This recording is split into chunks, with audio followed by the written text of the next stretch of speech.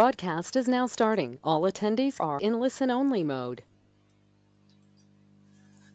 Hello everybody, welcome to join our Leverage and Inverse ETF Masterclass.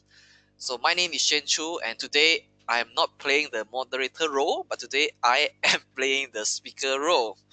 And as usual, our online masterclass for the ETF is going to be 90 minutes long, and today we especially focus on this special type ETF that is called Leverage and Inverse ETF that is yet to be introduced. So all of you who attend and tune in today will be the first person to receive the first scoop of information about the Leverage and Inverse ETF that will soon be launched in Bursa, Malaysia. So I want to congratulate all of you for taking your time out of your busy schedule to be with us today. I promise you that I will make it do everything within my power to make it well worth your time. Now, this webinar is split into a content session and a Q&A. So if any question and answer, you can leave it towards the end. It's 90 minutes long, and I look forward to sharing insightful ideas about this inverse and leverage ETF with you today.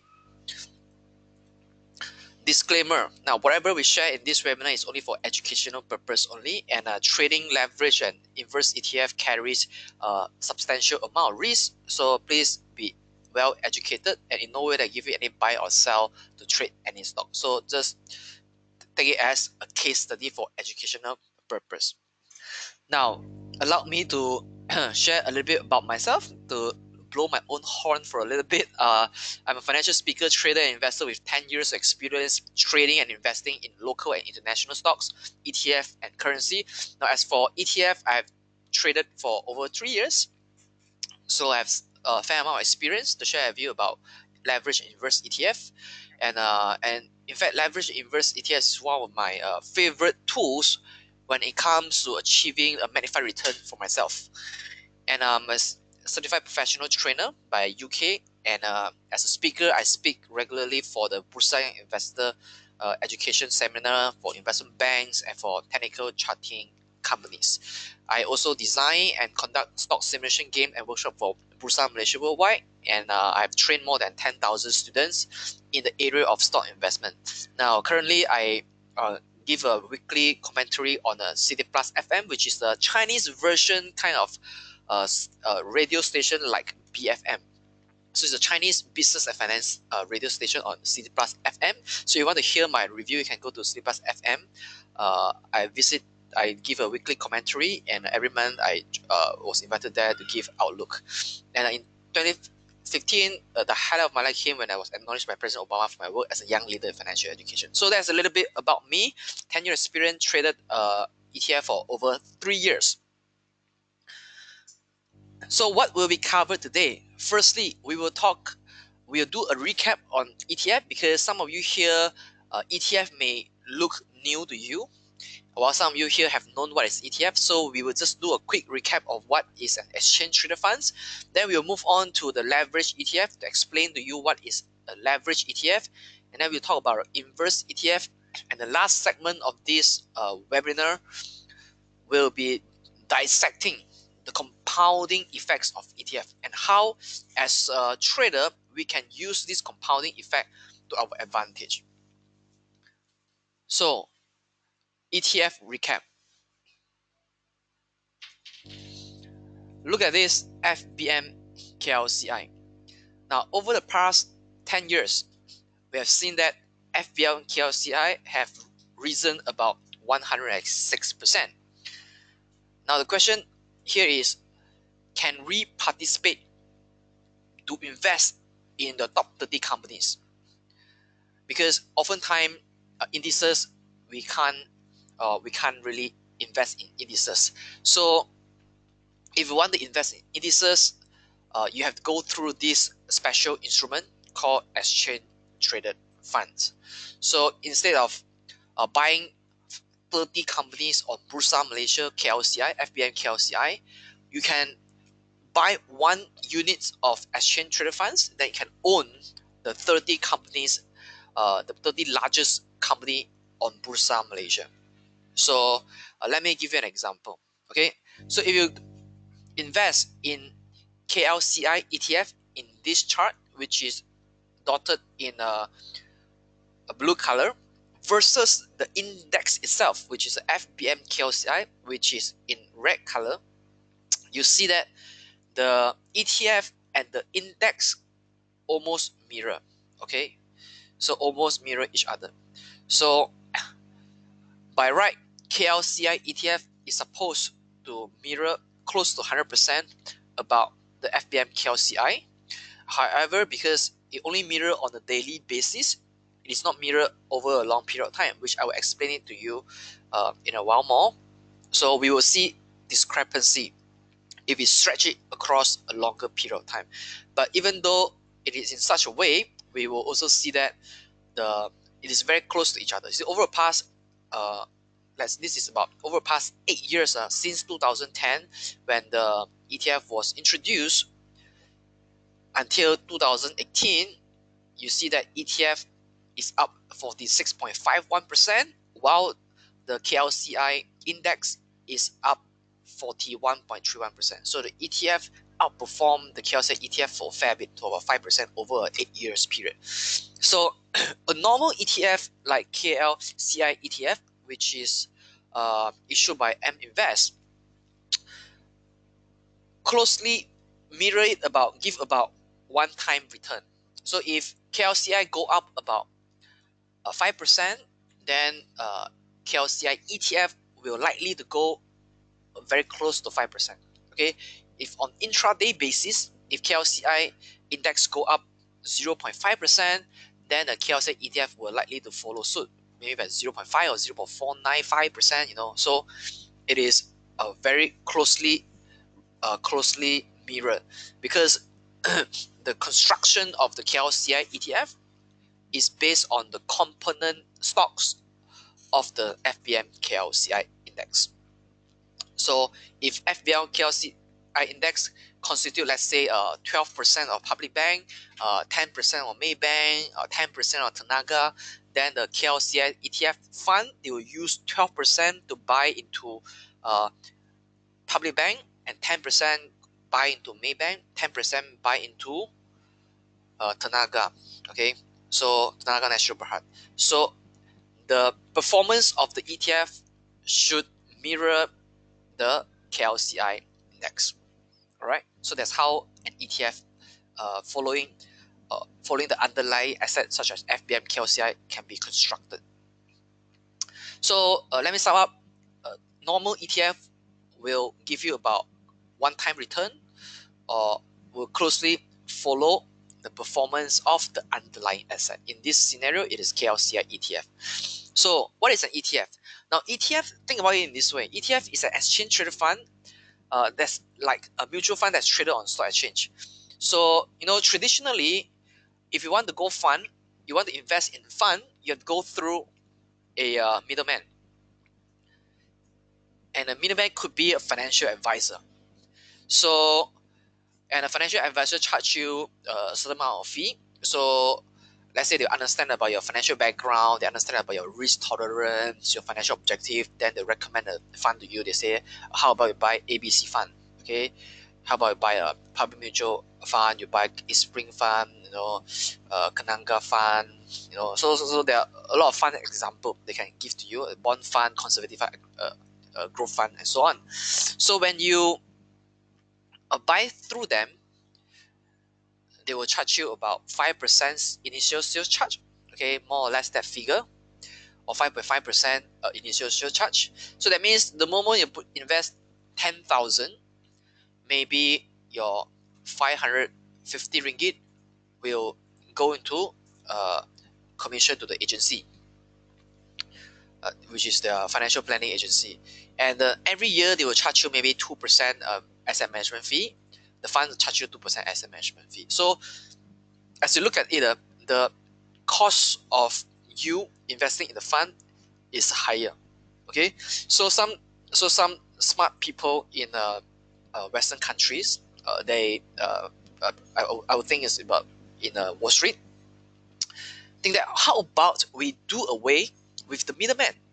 So if we can do away with the middleman, then the fund will become cheaper because we don't have to charge so much high fee to pay our middleman, which is a financial advisor or financial planner. So they say, how about we list a fund on the stock exchange? Those people who want to buy a fund, they don't have to go through a middleman. They can go through the stock exchange to buy the fund. So that's why they call it exchange traded fund. So just think of it, exchange traded fund is like a mutual fund that's traded on the stock exchange. And an ETF tracks and index a commodity bonds or a basket of asset like an index fund. So if there are ETF that can be structured to follow an index, which I showed you just now, KLCI ETF that track FVM KLCI, there can be an ETF that track gold, there can be an ETF that tracks bonds. Okay, so when the bond performs well, then the ETF will perform well. When the bond perform bad, then the ETF will perform badly. So ETF can appreciate or depreciate in value. It's like how you buy stocks. You can bid it up, you know. So you can, the more demand for ETF, the higher the share price will go. And the market price could be slightly different from its NAV. NAV is a net asset value. So like all funds, there will be net asset value calculated every day, and an ETF is the same. The net asset value will be calculated every day. So the price could be slightly different from its NAV because the price is subject to the supply and demand in the market. So when there's more demand for the ETF, then the market price could be slightly higher. Okay, and when there's a more supply or there's selling force is very strong on that particular day, then the price could be lower than the net asset value. But usually any price difference will be arbitraged away by the authorized participants. Sometimes we call them AP. Okay, authorized participants are the one that inject their, it's a very technical term, but they are like a big financial institution that is a license to inject the asset into the ETF in, to redeem the unit of the ETF and release it to the stock market. So it's a very technical jargon. So today I will just keep it simple here. So but any price difference from the NAV will be arbitraged away. In other words, the market price would be very close to its NAV. So you may buy or sell ETF shares through a broker or in a brokerage account, just as how you would trade the shares of any public listed company. And each ETF invests in assets according to its investment objective.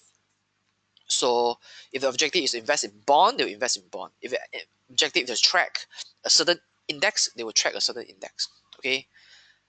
And ETF in Malaysia are regulated. Okay. And not only Malaysia, in all over the world, they are regulated product, financial product. So what's the difference between ETF versus mutual fund? So let me quickly go through. Number one, ETF is mostly passive, and a mutual fund is active.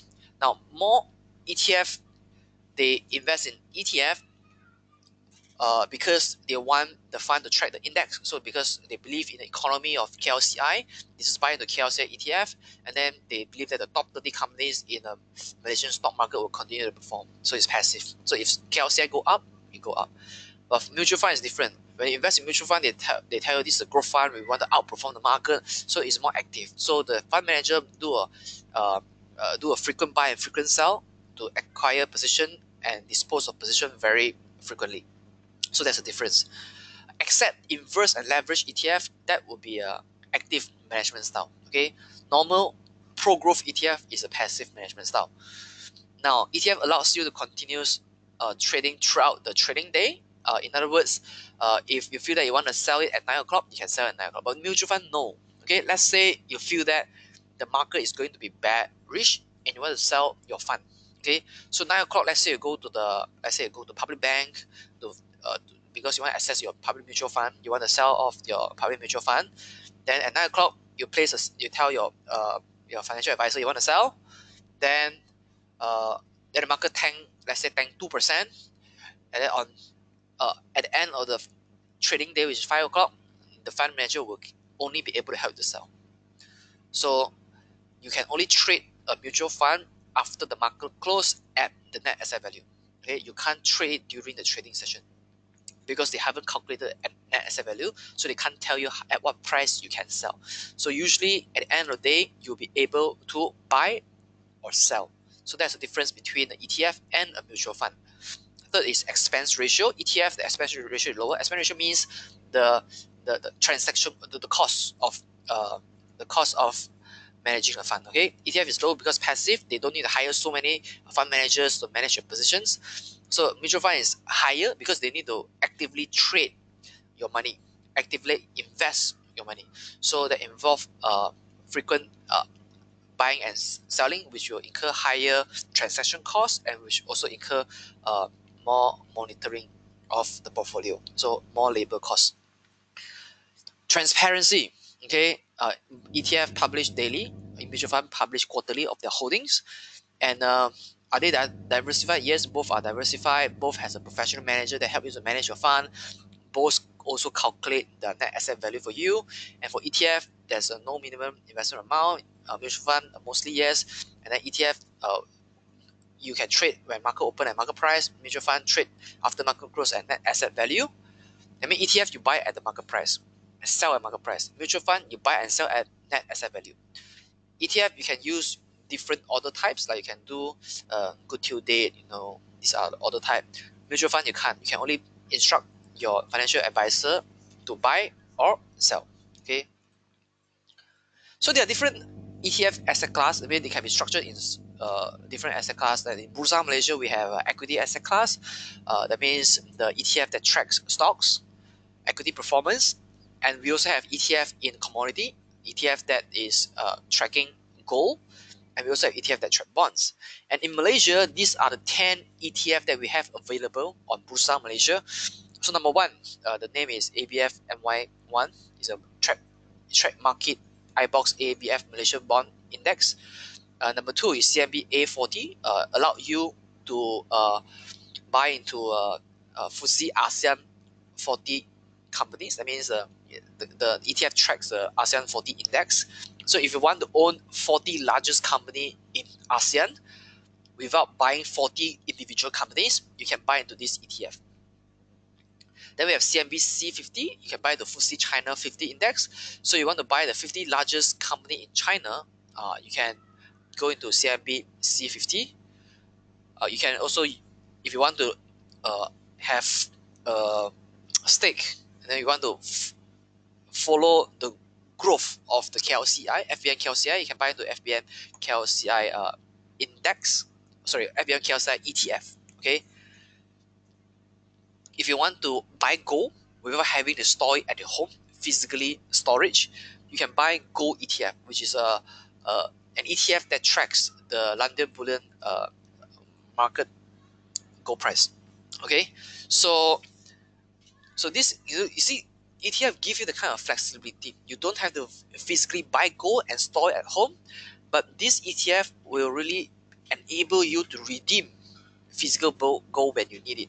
So you can check out the fund details with Afin Huang, which is the issuer.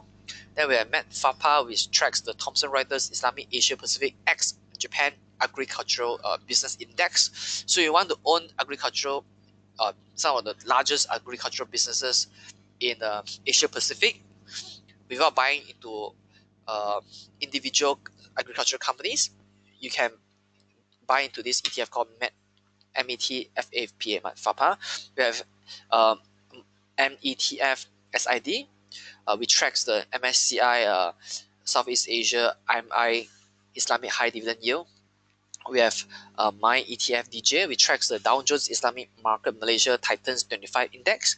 We have METF US 50, which tracks the Dow Jones Islamic Market US Titans 50 index. And this is the latest ETF that we have. I think it's listed this year.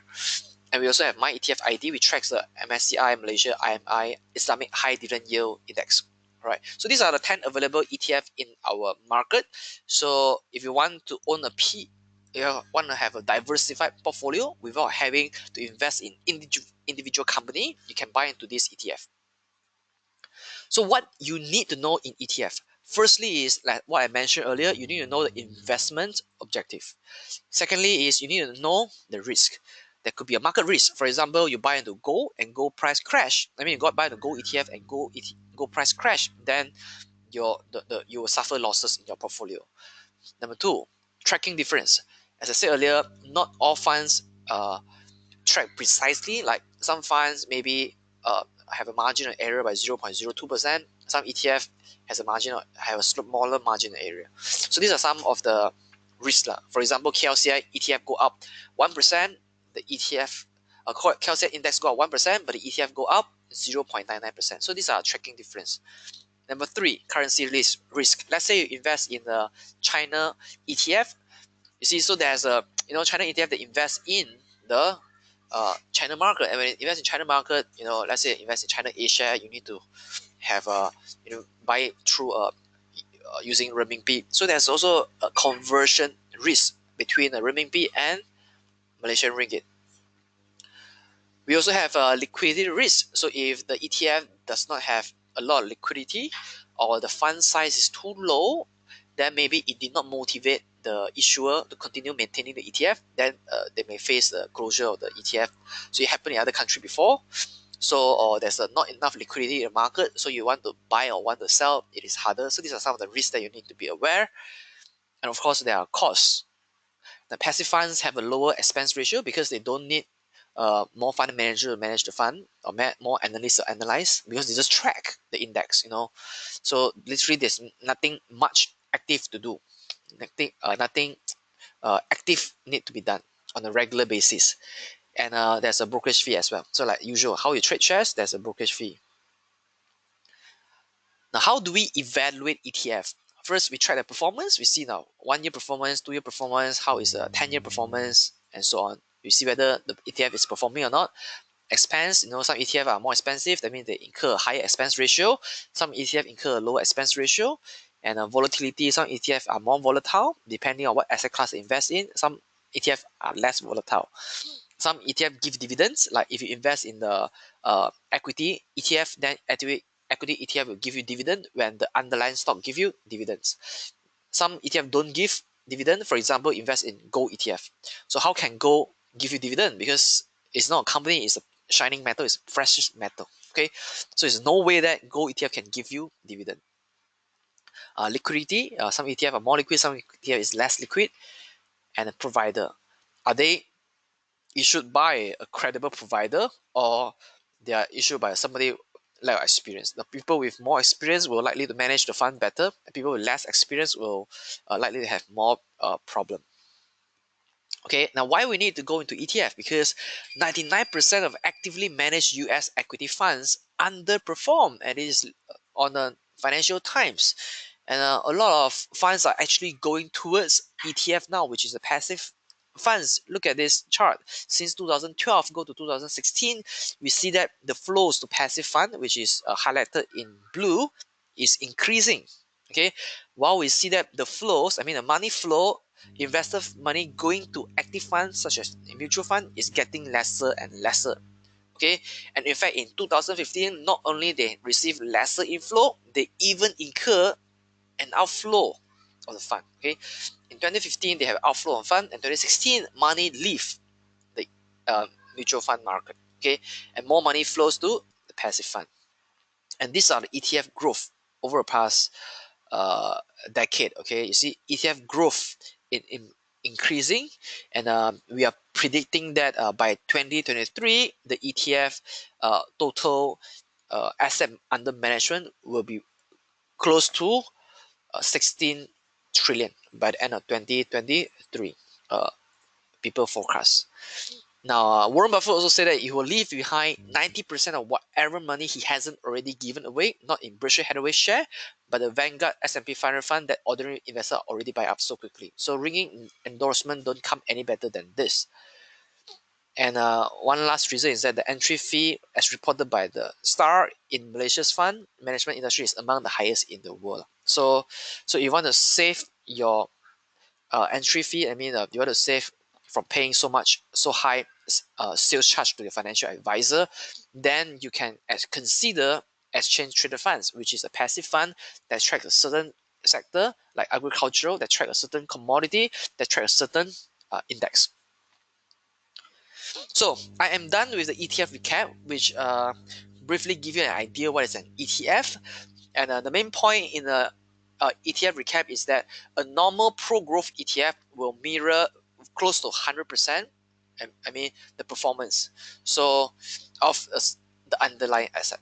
Okay, so it will be very closely mirroring the performance. If the underlying asset perform 1%, the ETF will perform 1%, if not 0.99% or 1.01%. So there's some margin of tracking difference. So if the underlying asset go up 3%, then on one single day, the ETF will deliver 3% or close to 3% return to the investor. It will closely track the performance of the underlying asset. But for investor who want to have better return, what can they do? So today we want to introduce you leverage ETF. Leverage ETF give you magnified return. Okay, so for investors who are looking for a magnified return from the ETF, you can consider leverage ETF. Okay, but some of you are thinking trade stock maybe a bit slow, huh? How about I can get trade with margin, can have a better return. So like you trade futures, maybe you with smaller money you can control bigger size kind of lot, then it can give you a better return. So leverage ETF can achieve the same result without having you to resort to trading options or resort to trading derivatives such as futures. So what is leverage ETF? Now leverage ETFs seek to provide a multiple of the return of a benchmark for a single day before fees and expenses.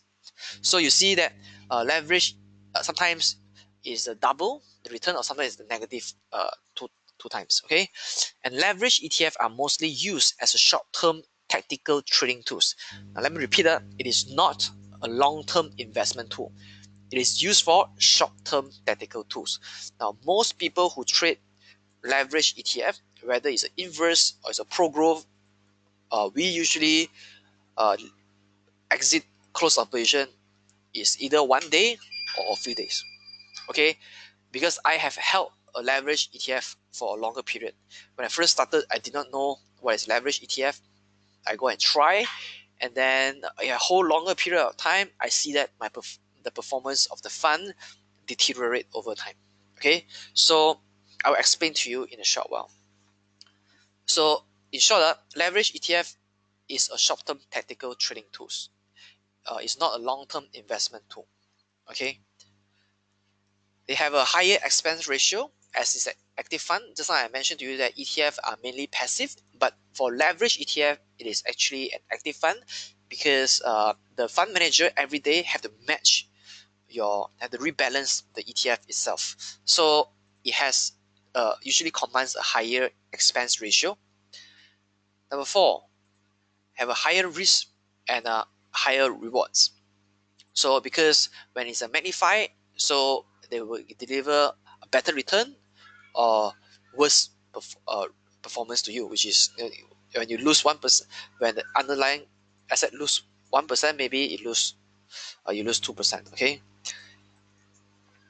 and leverage ETF can be made inverse. Sometimes leverage ETF are also called geared ETF. Okay, Geared.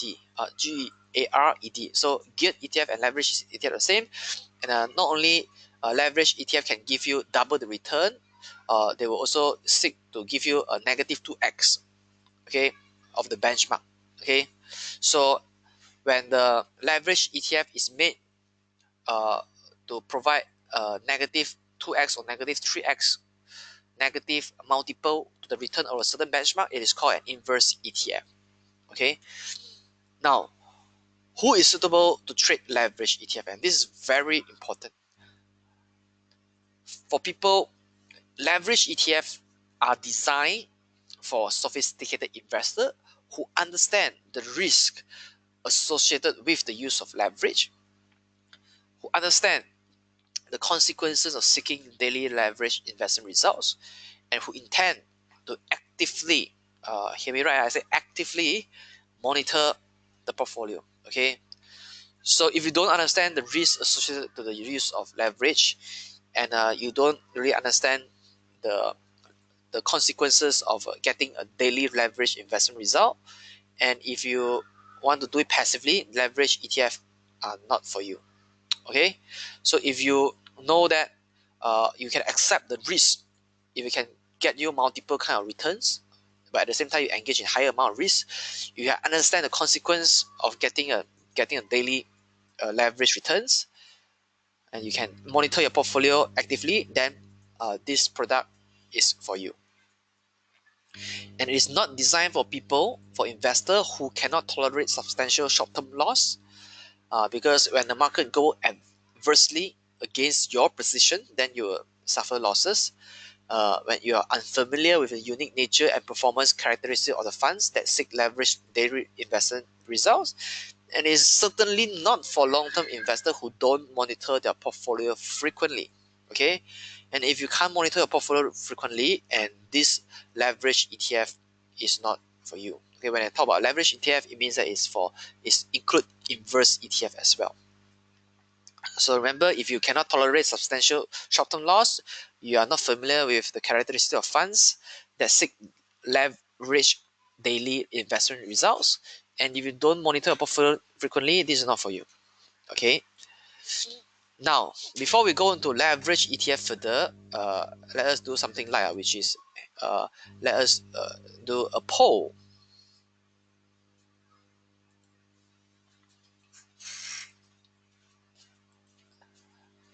Okay, I'm launching the poll right now. So on your screen, let me check your understanding.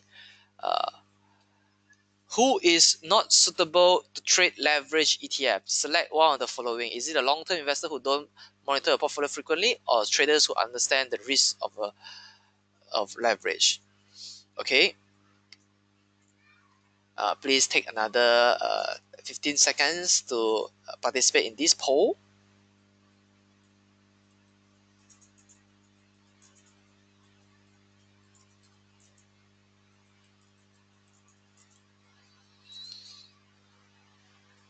All right, time's out. Let me close the poll now and share the result with you. Okay, if you can see the result, 100% of you got it right. Okay, that means you've been paying attention to my sharing today, and which is a long-term investor who don't monitor the portfolio frequently. You are not suitable to trade leverage ETF. Okay, let me hide the result and continue to my slide. Now, what is leverage ETF? Now, leverage ETFs. So instead of talking it whether it's leverage or inverse, because sometimes leverage ETF also reverse the inverse. So now we only zoom into the pro-growth leverage ETF. Now, they seek to return multiple or 2x of the one-day return of an index of other benchmarks before fee and expenses. So let me define this. There are a few keywords here. First keyword is multiple return. Okay, look at the diagram here. Okay, look at the diagram here. You see when the index goes up 1% in one day, 2 times leverage fund goes up 2%. Okay, so if the index go down 1% one day, the 2 times leverage fund goes down 2% in one day. So this is a multiple of one day return. The second keyword is one day return. Okay, and just remember, it is one day return. What does it mean? If the fund performed 20% in 1 month, the ETF may not perform 20% in 1 month because there's a compounding effect, which I'm going to explain later. Okay, but if we zoom in into one day return, if ETF go up, if the index go up 1%, the ETF by right should closely monitor, should closely track or mirror the performance. So by the multiple. So if we follow it on a one day basis, the ETF will be closely monitored. If we closely follow, if we stretch it over a duration like 1 month, 1 year, the ETF may not give you accurate return because they don't track 1 year return, they track one day return. Okay, and it's for traders who want to pursue manufactured returns or get a target level of exposure using less cash. So let me give you some example.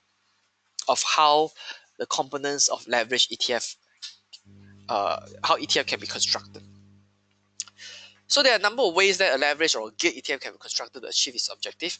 For example, I'm using an American uh, index example. So let's say uh, two times, okay, S&P 500, which is the largest 500 largest companies in America, uh, uh, the ETF that deliver two-time multiples of a S&P 500 fund might invest in a combination of equity and S&P 500 related derivative to get the target exposure to the index. You see, when you use a normal ETF, normal pro-growth ETF, which tracks the underlying index, KLCI index may have 12% public bank, 10% Maybank, 10% Tenaga. And the ETF will have to use the fund to use 12% of the fund to buy public bank, 10% of the fund to buy Maybank, 10% of the fund to buy Tenaga.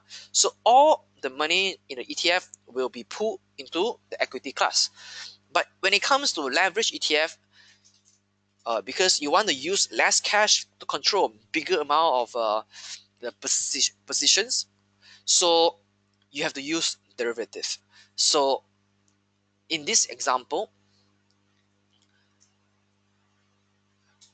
they will use 85% of the money to buy into S&P 500 stocks, and the remaining 15% of cash will use 25% of them will go into the so 15% of cash will go into the derivative like futures and swaps. Okay, but today, of course, we are not going to discuss about futures and swap. In fact, swap is even more complex, which involves the exchange of streams of incomes from dividend from different parties. So, if you use the 15% of cash to go into a long S&P 500 position, that will give 25% additional exposure to the S&P 500 stocks, and then another a few go to the S&P 500 swaps that will give you another notional value of 19 million. So you see, the 15% of cash will actually control 115% of the exposure, and the 85% of it will be remain in equity. All right. So let me repeat.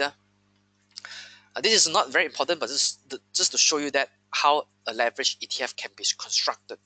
So if you want to achieve 2 times leverage fund exposure, you have to use certain kind of derivative.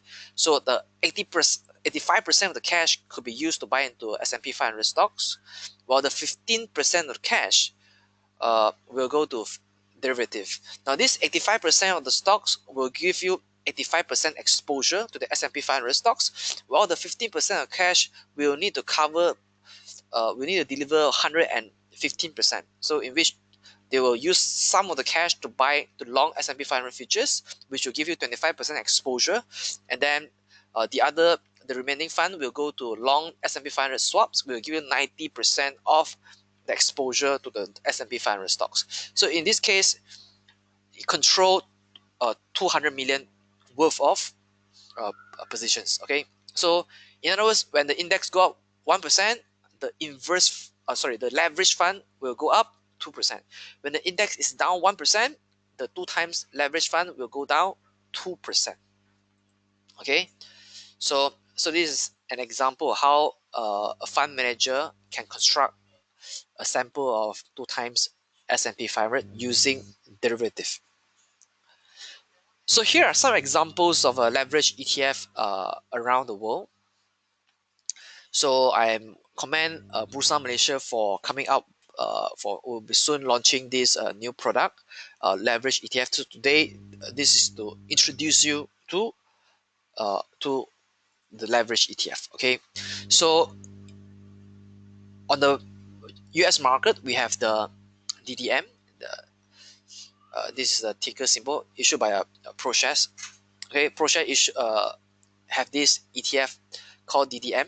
We give you double return of Dow 30, SSO that give you double return S&P 500, QLD that give you double return. Not double return, double multiple of the benchmark index, and the UNW they give you a double multiple of a Russell 2000, which is the American mid-cap stock, and the Yuanta Daily Taiwan 50 Bull 2 times ETF will give you a double exposure to the FTSE TWSE Taiwan 50.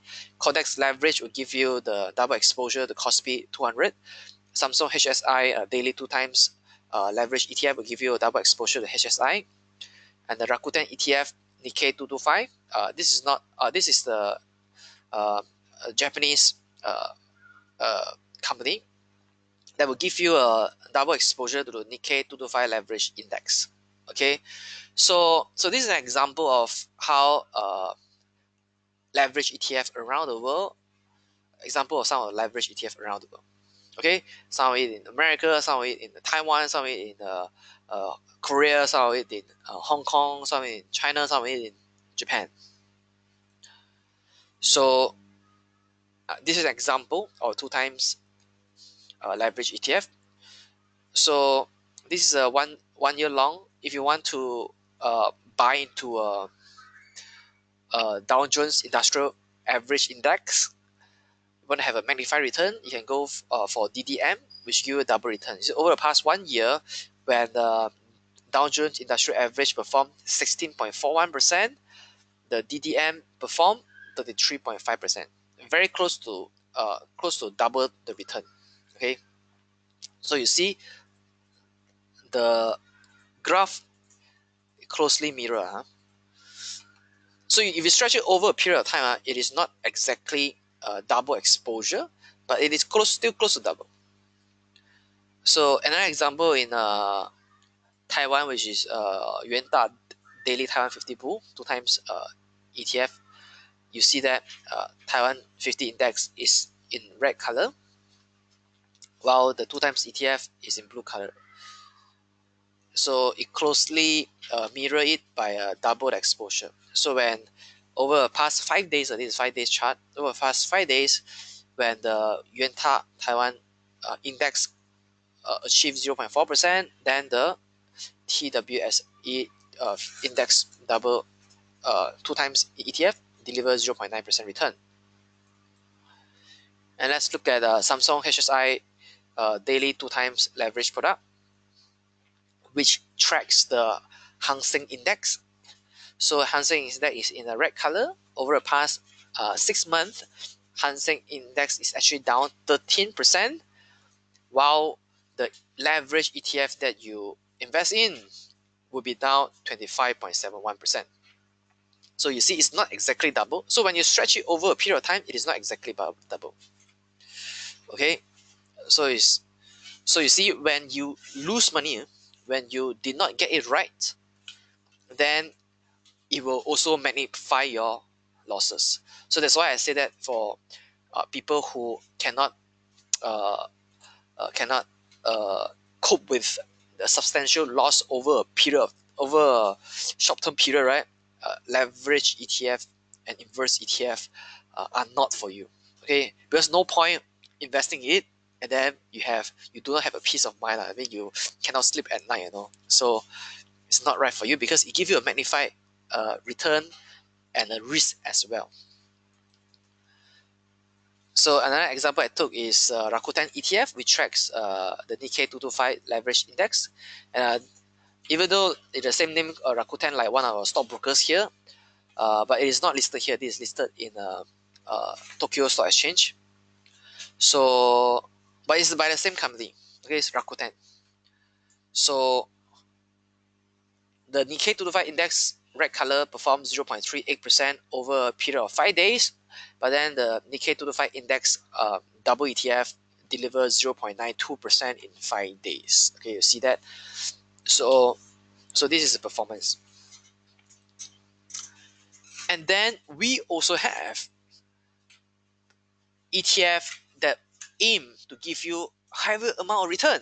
Okay, not only they give you double, they give you triple. Okay, they give you triple exposure. Okay, that means your return could be triple, or your risk could be triple as well. Okay, so but not many not many leverage ETF that give you triple exposure, except in America.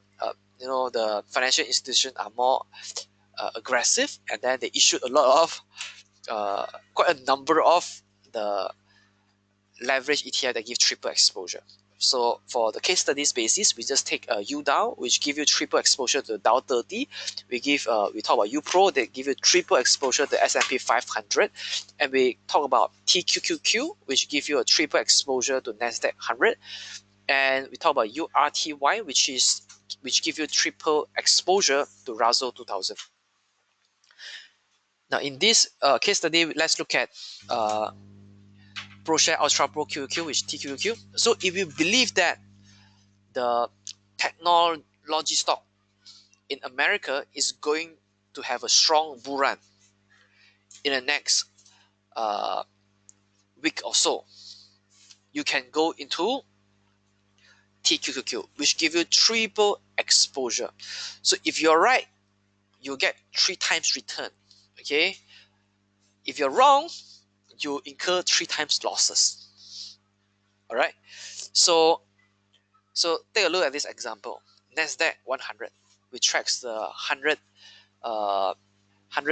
stocks in Nasdaq, in particular the technology stock that exclude the financial stocks. Okay, Nasdaq 100 tracks the mainly a technology stock in Nasdaq, exclude the financial stocks.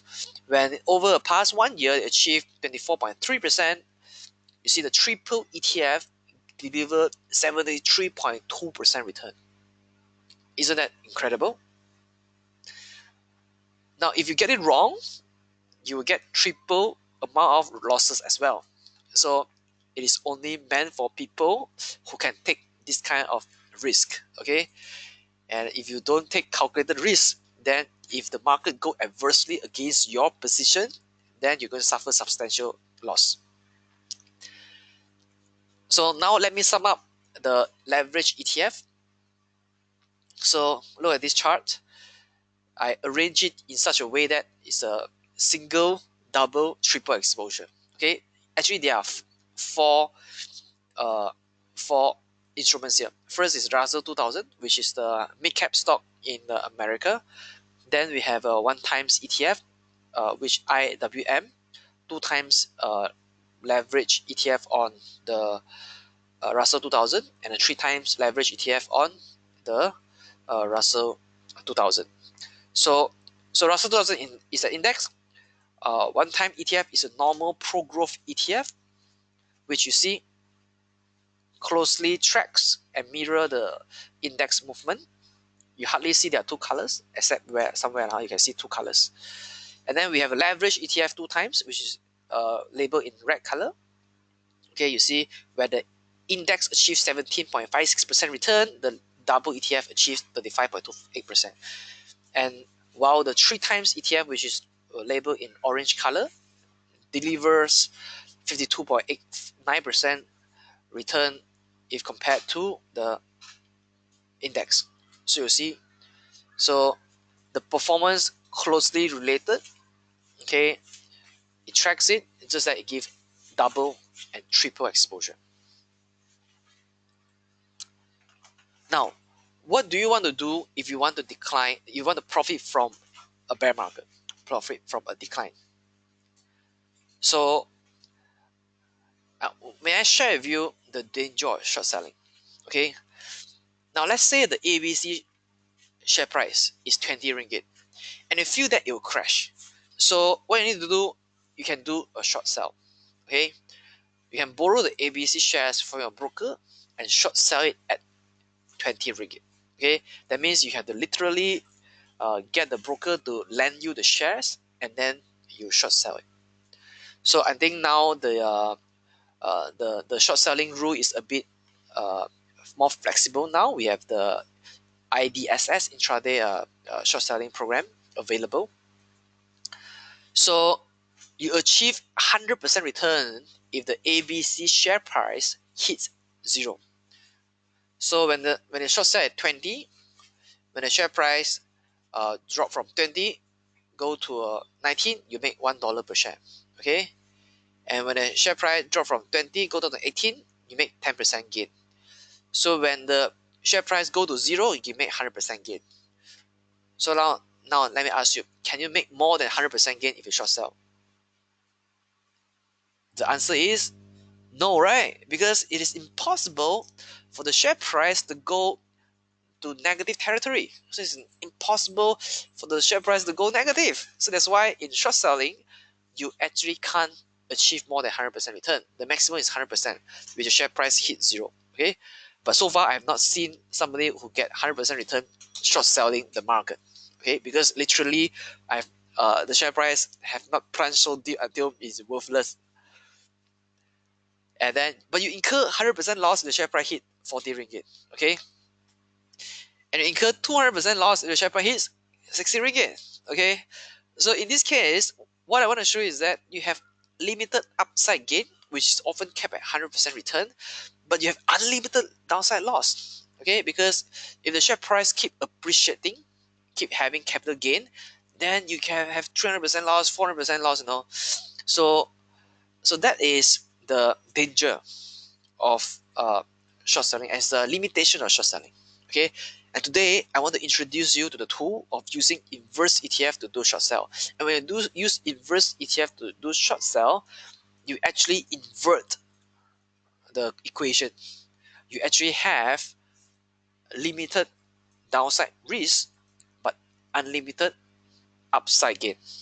Okay, let me introduce you inverse ETF. Now, inverse ETF seek the return and inverse multiple, negative 2x, of the 1-day return. Again, I have to emphasize 1-day return of an index or other benchmark before fees and expenses. And it's for traders who want to profit from a market decline, okay, or want to hedge against a decline. So take a look at this diagram. See, so when the index go down 1%, if you buy into a double inverse ETF, it will actually go up 2%. Okay, so if it's an up day, if you think market will go down, you go and buy the inverse ETF, but market go up instead, then you lost to negative 2%. Okay, that's for a double inverse fund. Okay, when index go up 1%, you actually go down negative 2%. Okay, so when you go inverse, you actually want the market to be bearish. If the market become bullish, then you will lose money. So this is an example of how inverse ETF can be constructed. So an inverse ETF literally just do 100% in derivative. They won't buy into any equity at all. So for negative 2x, which is a double inverse ETF, S&P 500 fund may generate its target exposure entirely through S&P related derivative. So 100% of the cash, let's say 100 million cash, but want to achieve 200 million short positions, maybe they will go into short S&P 500 futures, which will give 30% exposure, and the remaining cash will go into short S&P 500 swaps, will give 170% return.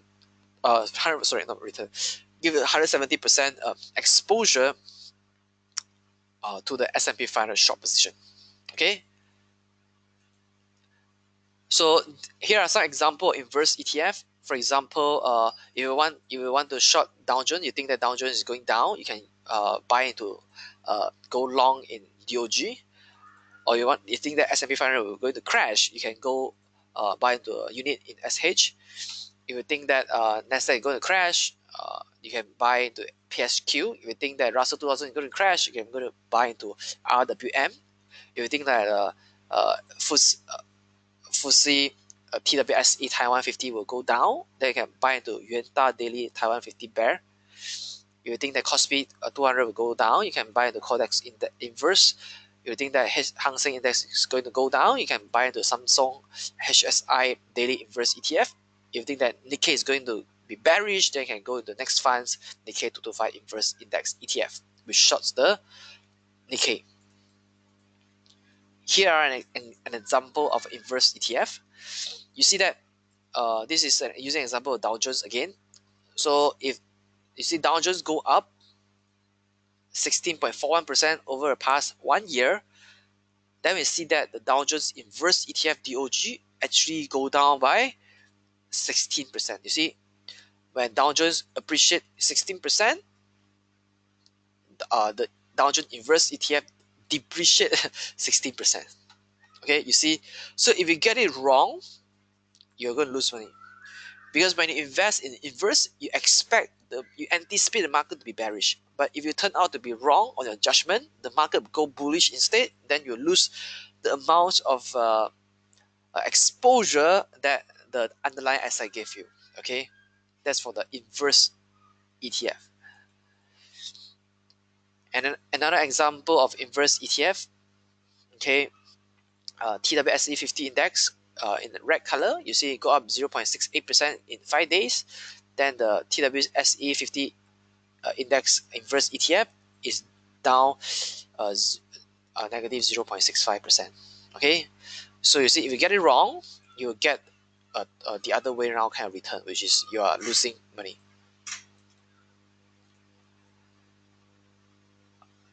This is the third example, inverse ETF.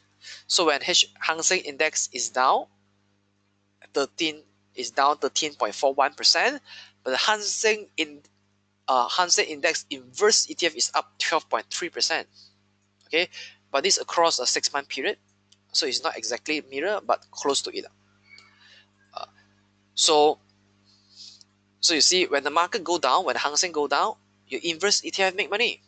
So inverse ETF is meant for people who want to short the market. Another example, next fund Nikkei 225 inverse ETF. You see that the index itself actually appreciated 0.43%, but then inverse ETF actually depreciated about 0.44% over a 5 days period. So inverse ETF will give you the other exposure. But then for people who have a higher risk of appetite, we also have ultra inverse ETF, which give you a double multiple inverse return, double inverse multiple. Okay, so for example, if you want to short Dow Jones 30 and you want to have a better return, then you can go to DXD. If you want to short the S&P 500 and you want to achieve magnified return, then you can go SDS. And you want to have a double exposure, inverse exposure to the next 100, then you can go to a buy QID. And you want to have a inverse double Russell 2000, you can get into TWM. So the Codex, if you want to double short the Codex F200 inverse, want to double short the F Kospi 200, you can go to Codex F200 inverse 2x. If you want to achieve a double inverse exposure to Nikkei 225, you can buy into Rakuten ETF, which has give you inverse exposure, double inverse exposure to Nikkei 225. Here is an example ultra inverse ETF, and if you look at the S&P 500, you see the S&P 500 actually go up 14% over the past 1 year. If you go short, if you think that American market is going to crash, so you want to go short, if you short since last year, you see that you actually give you a double return as well. You see, S&P 500 gained 14% over last year, and then your ultra inverse ETF deliver negative 27.35%. We look at the Kospi 200 index, which is in the red color. So over the past 5 days, Kospi 200 index achieved 0.7% return. So if it's bullish, then you anticipate the ultra inverse ETF to be bearish. Okay, so you see ultra inverse ETF also lost negative 1.6% over the past 5 days. So the third example of ultra inverse ETF is I use Rakuten ETF, Nikkei 225 double inverse index. So when the Nikkei 225 go up 0.43%, then the Nikkei 225 double inverse ETF go down negative 1.02%. 25% return. So I'm highlighting to you the risk if the market go bullish. Okay, if the market continue to run bullish, then your ultra inverse ETF will give you a worse nightmare. Okay, but there are some people who have even higher uh, risk appetite, and they want to achieve a more magnified return. So they can. So far, I've seen triple inverse multiple. Okay, which is in this case, some people call it ultra pro inverse ETF. Well, ultra inverse ETF give you a double negative inverse exposure. Ultra pro inverse ETF give you triple inverse exposure. Okay, if you want to triple short Dow 30, you can go invest in SDOW. If you want to triple short S&P 500, you can go to SPXU. If you want to triple short Nasdaq 100, you can go to SQQQ. If you want to triple short Russell 2000, you can go to SRTY. So this is designed for people who have a tremendous risk appetite. Okay, and not many stock exchange offers ultra pro inverse ETF because there's not really a lot of demand for it. So far I only see it available in the US market. So we have an example ultra pro inverse ETF, which give you a triple inverse exposure. We look at the Russell 2000 versus the Russell 2000 triple inverse ETF. So you see over the past 1 year, if you're convinced that bear market is going to come and you go heavily into triple inverse ETF, you see Russell 2000 actually did not go down, but actually go up. You see it go up 18.11%. So your triple inverse ETF actually lost 46%. Okay, you see that? So that is a huge amount of return if you get it wrong. Okay, so let me stack up for you to clearly show the relationship. So you think that Nasdaq is going to go down, is going to crash, you go to inverse ETF. So in fact, if the Nasdaq go up 24%, your inverse ETF will go down negative 1%, which about one time inverse multiple exposure. Then your ultra inverse ETF achieve negative 39%, which is a double inverse exposure. And your ultra pro inverse ETF, which give you triple inverse multiple. Okay, which actually you are losing negative 55%, while the index actually gained 24%. So, but if the market really crash badly, if the market really crash 20% in 1 month, then your inverse ETF will likely to gain close to 20% in 1 month, and your uh, ultra inverse ETF will probably gain close to 40% in 1 month, and your ultra pro inverse ETF is going to gain probably 60% in 1 month. Okay, so likewise, so inverse ETF are actually meant for the bear market. So here are some of the common ways to get magnified exposure. Okay, if you buy on margin or you do short selling, it's possible to lose more than invested. You buy option, no. You buy or sell future, yes, possible to lose more than invested. Leverage ETF, which include leverage ETF and inverse ETF, it's not possible to lose more than your investment because, as I shared with you, you only have a limited downside risk. Okay, you cannot lose more than you put in. For leverage ETF, you protected on your downside. You cannot lose more than you put in, unlike short selling. But you can have achieve multiple return. Okay, let's say the market crash 40%, then your double uh, leverage ETF will give you 80% gain. The triple leverage ETF will give you 120% gain. You can gain uh, more than the 100% gain. Okay, offer more than 3 times leverage. Buy on margin, yes. Buy option, yes.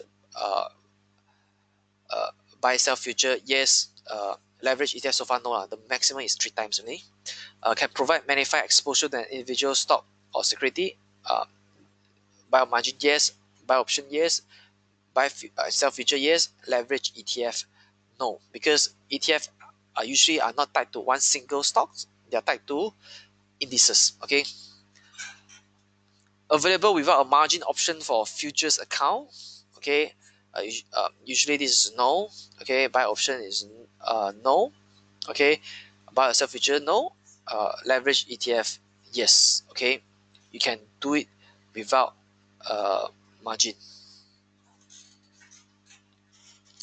Buy a margin require investor to add account to maintain margin level, yes. Buy options, no. Buy and sell future, yes. There's a maintenance margin that you need to comply with, otherwise there will be a margin call. Leverage ETF, no. Okay, because there's no margin to begin with. Okay.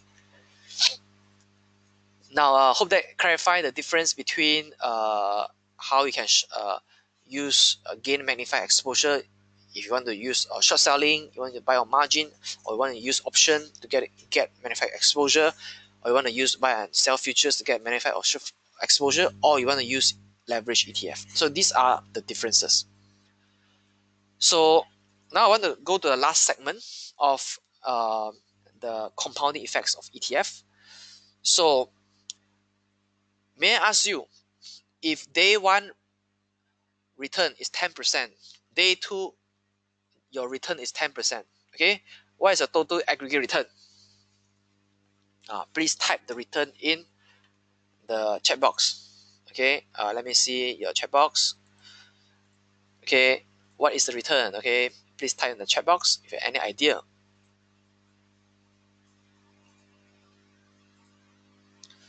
I've seen answer, which is 21%. Okay, and I want to congratulate you. You are very smart. The answer is 21%. 10% plus 10% is not 20%. It is 21%. Okay, because there's compounding effect. Let me illustrate. So let's say the day one beginning assets is 1,000. And on day one, you get 10% return. So on day two, your beginning asset will be 1,100%. Am I right? And day two, you get another 10% return. So which is 110% return, ringgit return. Then your ending asset is 1,210 ringgit. And then your compounded 2-day return is 21%. Even though on day one you make 10%, in day two you make 10%, your actual return is 21%. It is not 20%. Okay, for people who answer 21%, I think you are really smart. Okay, you got the idea of compounding. Now, that's why most leverage ETF have 1-day investment objective. They only meant for 1 day.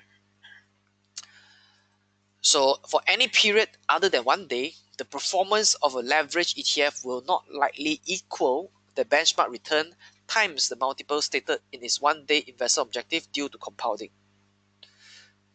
So read this carefully. Like what I mentioned earlier, the performance of a leverage ETF will not likely equal the benchmark return times the multiple stated in its 1-day investment objective due to compounding.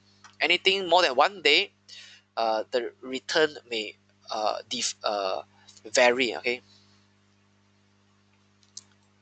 so compounding can have both its positive and negative effect depending on market movement. Okay, let me show you later. And these effects are magnified in leverage ETF. The higher it is leverage, I mean it's when it's triple leverage or triple inverse, then the effect will even be magnified more. Let me give you a few scenarios. First scenario is during a trending period. So let's say during a trending period, you have a double leverage fund. Okay, and let's take a look at this table. Let's say your beginning asset is 1,000. Day one, you get 10% return, you make 100 ringgit, and ending value is 1,001. Day two, you make another 10% return, so which is 110 ringgit. So day two ending value is 1,210. Total give you 21%. Okay, so the benchmark over a 2-day period is about 21%. Let's look at the ETF. Day one, 1,000. So on day one, your return, the benchmark deliver 10% return. So the double leverage ETF should deliver 20% return. So when they deliver 20% return, your fund actually have 200 ringgit. So 1,000 plus 200 equal 1,002. And day 2, the index deliver 10% again. So you actually get 20% return. So, and then you actually 20% return of 1,002 is 240. And if we take 1,002 plus 240, we get 1,440. So the actual return, if you take 1,440 divided by 1,000, so the return performance is 44%. You see, for 2 days, a benchmark deliver 21%. The double leverage fund, which give you double exposure, do not give you 42%, but give you 44%. You see that? So that is a magnified return. So the point here is during trending periods, compounding result in leverage ETF return greater than the benchmark return times the fund multiple. You see, the benchmark, so the leverage return is greater than the benchmark return, which is 21%, times the fund multiple is 2. So by right, it should be 42%, but in reality, it delivers 44%. Let's say during a downtrend, and you were wrong. So 1,000, actually you lost 10%. Because mean if you are wrong on your judgment, you actually lost 10%. So when you lost 10%, you actually lose 100 ringgit, because 10% of 1,100 ringgit, then your fund left with 900. And lose another 10%, so you lost 90 ringgit, then the day 2 ending value will be 810. So you take 810, compare with the beginning value, which is 1,000. In 2 days, the benchmark actually lost 19%. So for leverage fund, which delivers a double multiple, so the fund beginning value is 1,000. When the benchmark lose 10%, the leverage fund actually lose 20%. Okay, so 1,000 lose 20%, which 200 ringgit. What remains is 800. So day 2 return lost another 10%, and then the leverage ETF actually lost 20%. So it give actually you lose 160 ringgit. So the 20% of 800 ringgit is 160 ringgit. So the ending value of day 2 is actually 640 ringgit. So if it compares 640 ringgit against the initial value 1,000, the fund actually lost 36%. You see that? So 36% is not exactly the benchmark return times the multiple, because the benchmark return times the multiple, which is 2, you were supposed to lose 38%. Okay, but in reality, you lose the less than the benchmark times the multiple. Okay, so you see that during a trending period, trending means the trend is whether strong uptrend or strong downtrend. During a trending period, your return is actually magnified so much, and your loss is actually minimized. Okay, because by right, I mean, by what you understand, maybe what you understand about uh, the fund, leverage fund previously, if it's double, you should lose 38%, right? But you do not lose 38%, you actually lose 36%. Okay, so it actually minimizes your losses a fair bit. So during a trending period. So you notice that during a downtrend, the losses of the double multiple fund is less than the double the losses of the benchmark return. You see that? So this is the magic of compound. So during a trending period, the return will be greater than the benchmark times the fund multiple, and the return when the risk is lower than the benchmark times the multiple. So leverage ETF works well during trending period. How about a volatile period? Now, during a volatile period, let me give you volatile means sometimes price go up, sometimes price go down, sometimes price go up, sometimes price go down. Okay, this is volatile period. A bit more unpredictable, and it is going sideways. So the beginning value of the benchmark, let's say, is 1,000. Okay, uh, day one return 10%, give you 100 ringgit. So day one ending value is 1,001. So day two return, you lost 10%. Okay, so you're actually down 110 ringgit. So day two ending value, if you take 1,100 minus 110 ringgit, you actually uh, arrive at 990. So if you take 990 ending value, compare with the initial value 1,000, you actually lost 10 ringgit, which is 1%. Let's look at the leverage fund. Beginning value 1,000. Day one return deliver double of the 10%, which 20%, you make 200. So your day one ending value is 1,002. And day two return, you actually lost 10%. So you actually lost 20% in the leverage fund. So you lose 240 ringgit. So you take 240 ringgit deducted from 1,002, you actually, what remains is 960. So you actually lost 40 ringgit, which is equivalent to 4% of your 1,000 ringgit. So you see that during a volatile period, your benchmark actually lose 1%, your leverage ETF lose 4%. Okay, now isn't that risky? So that's why I want to say that during volatile period, compounding result in gilt funds return lower than the benchmark return times the fund multiple. Okay, the same, another scenario. This time is down first and then up later. Okay, beginning value 1,000, lost 10%, means 900 plus 10, and then day two gain 10%, which gain 19 ringgit, become 990. You lost 1%. Okay, and then double leverage fund, 1,000 ringgit, because you lose 10%, here you lose 20%, so you actually left with 800, because here you make 10%, then it deliver double the multiple of the double multiple of the benchmark, so it deliver 20% gain. So 20% of 800 is 160, so at the end it's also 960. So you see, it's same with here, 960, 960, and then you actually lost 4%. 960 of 1,000 ringgit, you actually is down 4% in your leverage fund. So, so in this case, the point here is during volatile period, compounding result in gilt fund return lower than the benchmark return times the fund multiple. So last calculation, okay, last example. Benchmark down 1,000.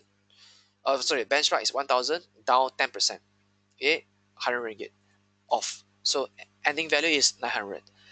And then when you go back to, you want to go back to break even, 10% not enough, because 10% will give you 90 ringgit. So you go back 990, you actually still lost percent. So you need 11%, 11.11% to bring it back to break even. So 11.11% of 900 is 100 ringgit. So you go back to 1,000. So actually the compounded 2-day return is 0. So the benchmark return literally break even. Okay, they did not make any gain after 2 days. Let's take a look at your leverage ETF. Beginning value is 1,000. You are down 10% in day one, so double the risk, which you lose 200. You're left with 800. And then because benchmark return get 11.11%, so the ETF actually up 22.22%. 22.22% of 800 is 178. Okay, you can take your calculator and compute the number, but I do the math for you already. Is 22.22% is 178. So day two ending value is 978. So you see that when the benchmark actually breaks even, did not make any money. Let's say KLCI from 1,800 points go up to 1,010 point, 1,810 points, go down to 1,800 points. So in 2 days, from 1,800 go up 1,810, go back 1,800. Then your leverage ETF will actually lose 2.2%. Okay, for example, will actually lose money.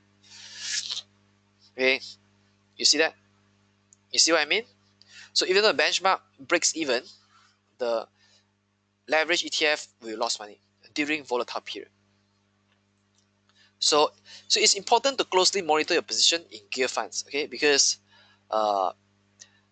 sometimes if oversight, right, then if you hold it over a long period of time during sideways trend, then the compounding effect actually do not do it in your favor. Leverage ETF and inverse ETF are a good instrument when it comes to a trending period. That means a clear uptrend and a strong downtrend.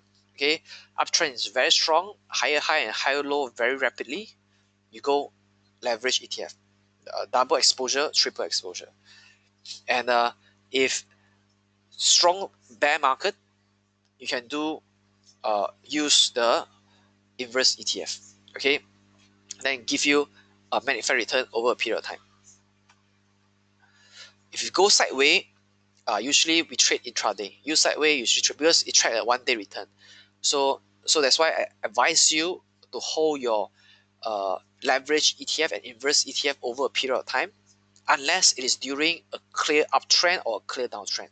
So the more volatile the benchmark, the larger the multiple of the benchmark performance is 6, and the longer you hold it, the more significant the compounding effect will be. So let's say let's say any stock market crash, okay? Let's say S&P 500 crash.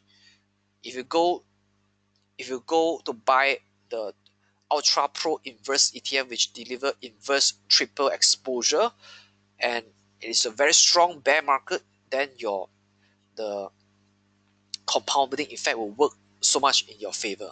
Okay, so remember this. So during strong bear market, you can use inverse ETF and hold it over a period and let compound effect work on you. So compound effect works when you hold it over more than 1 day. If you did not hold it over more than 1 day, there's no compounding effect to talk about in the first place.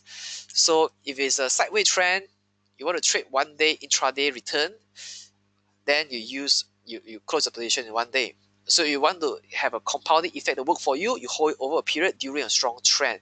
During a volatile period, please don't hold it over a period of time. I wish somebody taught me that before I made the mistake, but because I burned money before, so I share with you, this is not good to hold it over a period. Now, what can you do over a long period? Okay, first you can rebalance regularly. If you notice that your performance is not that accurate, you can actually sell again or top up your money and then buy into it, the fund again. You can limit for holding period. For example, you during sideways trend, you say at most I want to hold for 1 month only. After that, it may not be accurately mirror the index already. Uh, Accept the effects of compounding. For me, if I want to really take a huge position in a certain area, if I'm so confident, I will just accept the effects of compounding. Uh, Take advantage of compounding. Uh, so, which is what I want to advise you to do. If you think that the trend is strong, whether it's a boom trend or bear trend, then you can hold it over a period of time and take advantage of compounding. Strong bull trend, go for leverage ETF. Strong bear trend, go for inverse ETF. Okay, this is good for trending and low volatility period. And remember to do your due diligence and read the ETF prospectus. Okay, so to know that which ETF you buy into. And for some of the ETF resources, you can go to a ETF research platform and screener, etfdb.com, which is my favorite, or you can go to www.etf.com, Yahoo Finance, Reuters ETF News and Screener, CNBC ETF, Bloomberg ETF News. So these are some of my the greatest resources that I refer to when I want to search up any information on ETF. And my favorite remain the first one, which is etfdb.com. This is an example of etfdb.com, which can show you what are the available ETF in agriculture, in corn, food, grains, soybean, and wheat. But the whole idea about it is that Bursa Malaysia will bring to you a new range of leverage and inverse ETF for the local retail traders who want to take advantage of the bull market or bear market to help you achieve the magnified return, or and to achieve financial goals. Okay. With that, before we do Q&A, let me just launch another poll. Okay. So yeah, I just launched a poll now to see if you're paying attention. So leverage and inverse ETF perform better during number one choice, trending period. Number two, volatile period. Please pick your answer. So if you have any question, you can also write down in the question box in the meantime.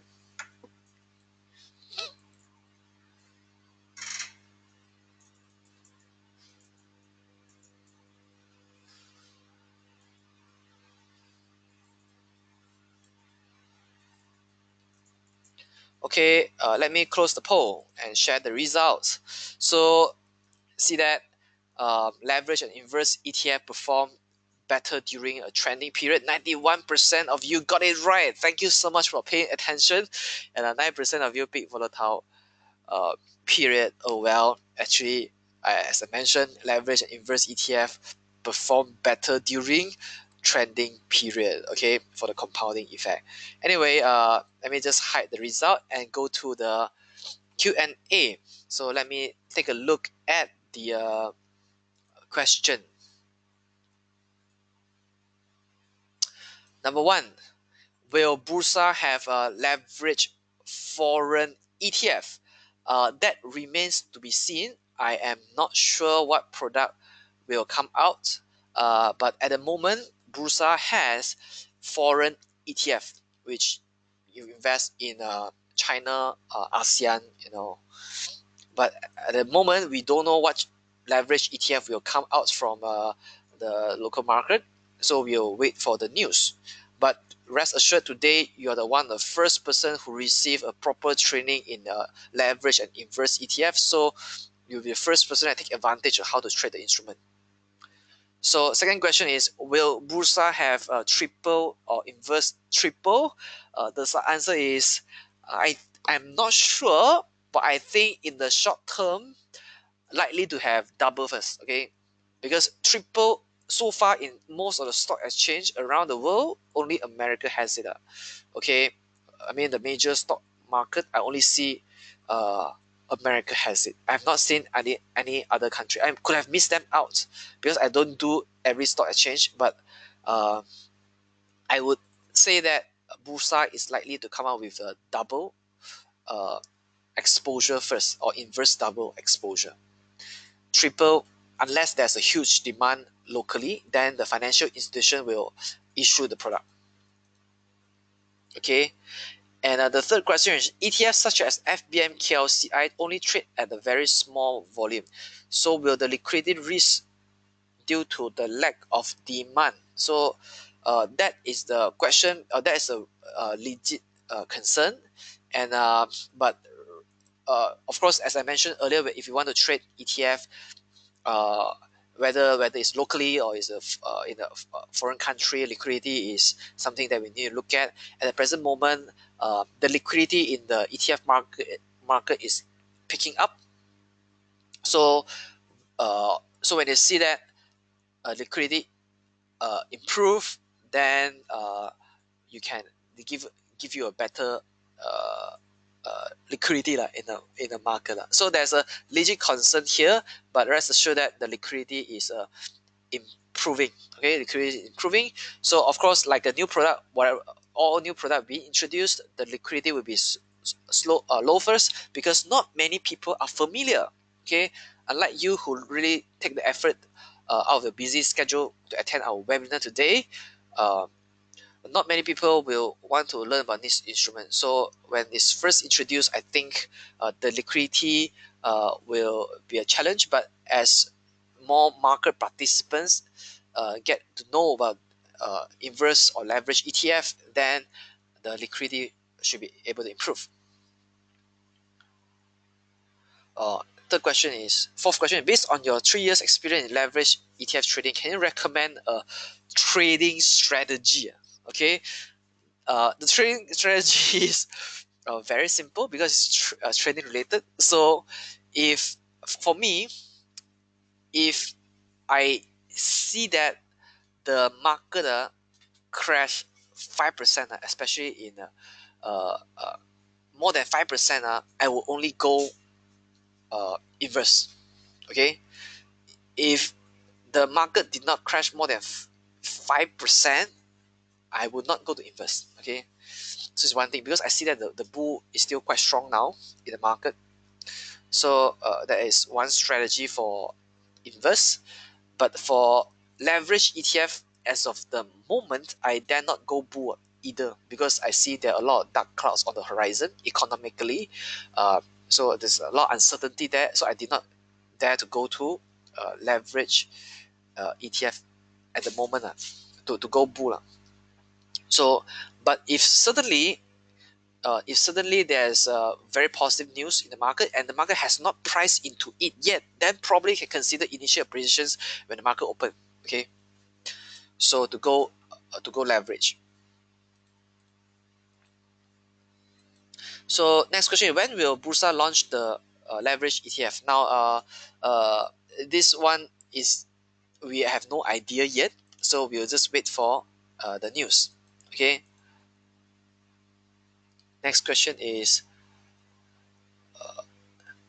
how leverage and inverse ETF different from call and put uh, structured warrants on index? I think earlier on I explained to you that leverage ETF and warrants they are different. Just give me a minute. Let me go back to my slide. Okay, warrants. Uh, we just take a look at the category of options. Okay, option is very similar to warrant. So warrant cannot lose more than invested. Both are correct. Both also can't lose more than you invested. And buying warrants sometimes can options can give you 3 times leverage.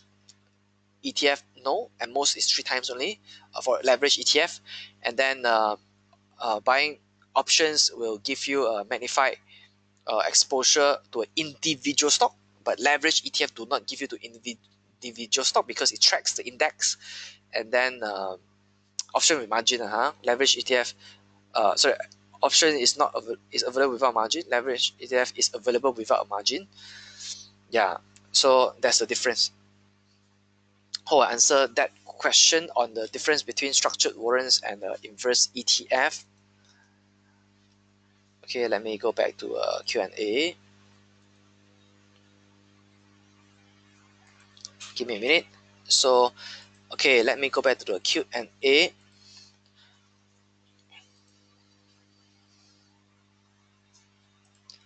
Is there any difference between shorting normal ETF versus buying inverse ETF? That is a good question. So if you want to short a normal ETF, like what I said earlier, you have, when every time you want to short something, you want to do short selling, you uh, you have a limited downside, uh, you have a limited upside potential and unlimited downside risk, like what I demonstrated to you earlier. And if you want to, you buy ETF, you inverted it, you have unlimited downside risk, and so you have unlimited uh, upside potential and limited downside risk. Okay, so let me go back to my slide again to answer this question. So all right, just give me a minute. Like what I showed you earlier, if you want to do short sell, whether you want to short the ETF as opposed to buying long, whether you short normal pro growth ETF or you long inverse ETF, the difference is if you short, you have limited upside gain in this scenario and unlimited downside loss. When you inverted it, you have you go inverse ETF, you have a limited downside risk, because at most you lose whatever you invested in the inverse ETF. But you have unlimited upside potential, because when the index perform, let's say 40%, and then you go triple, then you can get 120% return. So that is the difference.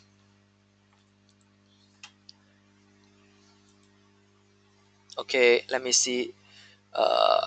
Next question. Uh, will the ETF fund manager cut loss if market crashes? No, ETF fund manager will not cut loss on, because ETF fund manager, what they want to do is to manage the portfolio until they deliver the desired multiple return to you, multiple exposure to you. So their their job is to every day rebalance the portfolio so that it gives the 200% exposure, 300% exposure, or the inverse 200% exposure, inverse 100% exposure, or inverse 300% exposure to the fund, so that your fund will closely tracks the index as close as possible. Because every day, if market up 1%, leverage fund should go up 2% or go up 3%, depending on whether it's a double multiple or triple multiple. If the inverse fund is index go up 1%, the inverse fund, the fund manager should make sure that the inverse fund should closely mirror the negative multiple, which is negative 1%, negative 2%, or negative 3% on an intraday basis. So the fund manager will not cut loss. Cut loss is you. Okay, you need to cut loss if you are losing money. Okay. Now, the next question is, how does ETF fund manager handle the issuance of new share warrants? Must they take up the offer? Wow, that is a very deep question, which I told you that that's how the mechanics work for the redemption and the creation of the units. But today I do not prepare the diagram. So, but I can briefly share with you how they do it, so that you are aware. But this is very technical. So when the fund manager want to issue new shares, okay, it's not the fund manager want to issue new shares. The question is not accurately phrased, because fund manager cannot issue new share. Fund manager can only manage your money. Who can issue share is a ETF fund provider. So, for example, let's say the KLCI ETF, they have units there. So the KLCI ETF, by the name suggests, invest in the 30 largest companies stocks in Malaysia. For example, 12% in Public Bank, 10% Maybank, 10% in Tenaga. So when they want to create new units of unit trust, of ETF, when one creates new units in ETF, what they need to do is, the authorized participant usually are big financial institutions, such as in America example, it is the HSBC, or maybe Goldman Sachs, JP Morgan, Credit Suisse, Citigroup. Uh, so in Malaysia, we have a financial institutions such as Maybank, Investment Bank, and so on. So this bank will go to the ETF provider. Let's say the ETF is issued by M Investment Bank. Let's say KLCI ETF issued by M Investment Bank. Then let's say Maybank want to get more units. So Maybank will actually go to M Investment Bank and they deposit the KLCI component stocks into the ETF. So when they deposit the shares of the KLCI ETF, KLCI component stock into the ETF, then the ETF in return will issue a new shares to the market. So, and when they see that the price of the ETF is the price is above the NAV, they will want to sell the ETF, take back the cash and buy back the stocks. Okay, and then they redeem the ETF from the market. Okay, by selling back the ETF units to the primary market. So there are two markets here. There are one primary and one secondary. Primary market is the dealing between the authorized participant called AP and the ETF provider, issuer. The secondary market is once the AP deposit the shares, the securities into the ETF pool, in return the ETF provider issue the shares to the market. Then the AP take the shares, go to the secondary market, which is the stock exchange, to sell, okay, to the retail investor. So that's how a technical mechanics will work for ETF. Okay, now let me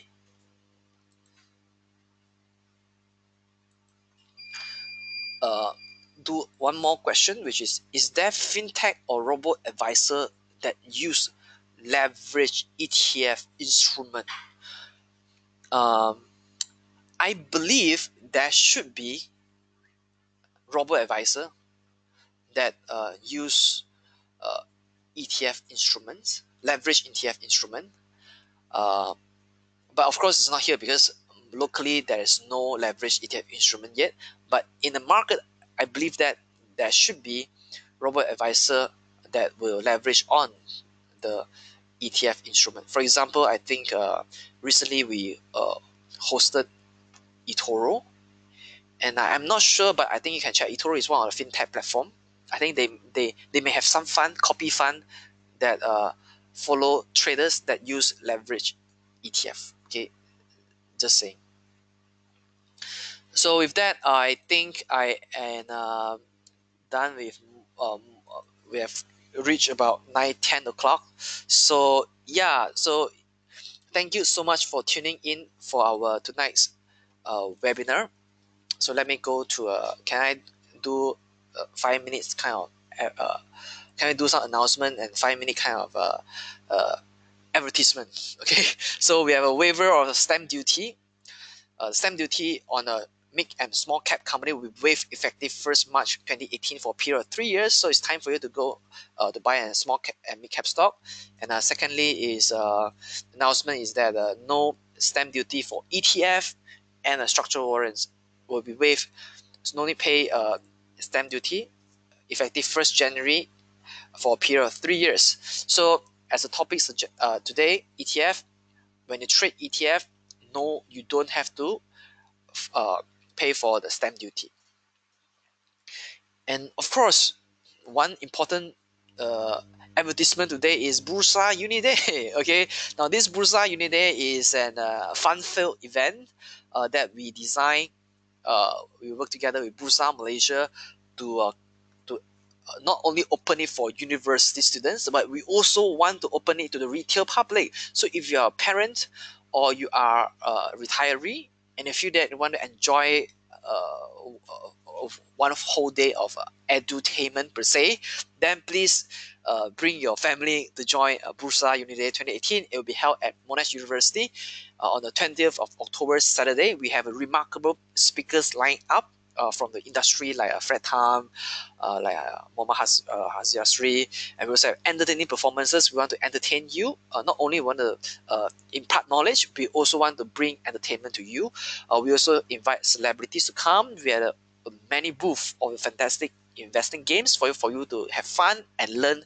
At the same time, we have invited food truck, and we also have incredible lucky draw prizes in store for you. And please register at www.mylifechamp.com/Bursa Unity 2018 to come to our Bursa Unity. We have already had over 1,000 people registered for it, but we want to have more people to come because like carnival style. Please join us on Bursa Unity where you stand to not only learn but also have fun at the same time. I think maybe you or your kids will also find it entertaining and edutaining as well. Okay, our next webinar is on intrinsic value masterclass. It's on 7th November, and the registration link, let me put it in the chat box. Give me a minute.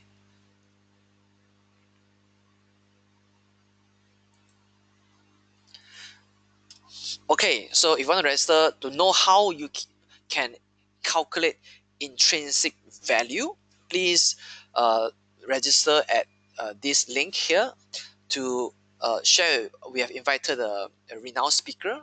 He is a founder of bursaking.com.my to share with you how he can use 5 minutes, how you can spend 5 minutes to calculate the intrinsic value of a company. So usually when we calculate intrinsic value, we have to forecast the cash flow towards the future and discount it back using a certain discount rate. So the rate of a growth rate you need to estimate, the discount rate you also need to forecast. So there are a lot of assumptions in between, and it's not easy for us to get a free cash flow and so on. So to calculate intrinsic value is a huge and complex subject. And in the next webinar, we're going to show you how you can use a simplified way to calculate intrinsic value. Okay, in 5 minutes, you can calculate the intrinsic value of a company. If you're interested, please log on to the webinar where we'll share with you how to calculate intrinsic value in our intrinsic value masterclass. With that, I want to thank all of you for tuning in tonight, for being a wonderful audience, for asking me a good question in relation to the inverse and the leverage ETF. And my name is Choo. I'm signing off now. Thank you so much for attending. I wish you the pleasant rest of the day. Bye bye.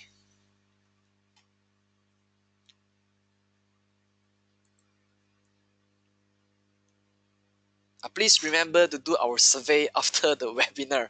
All right. Again, have a good rest of the day. Bye bye.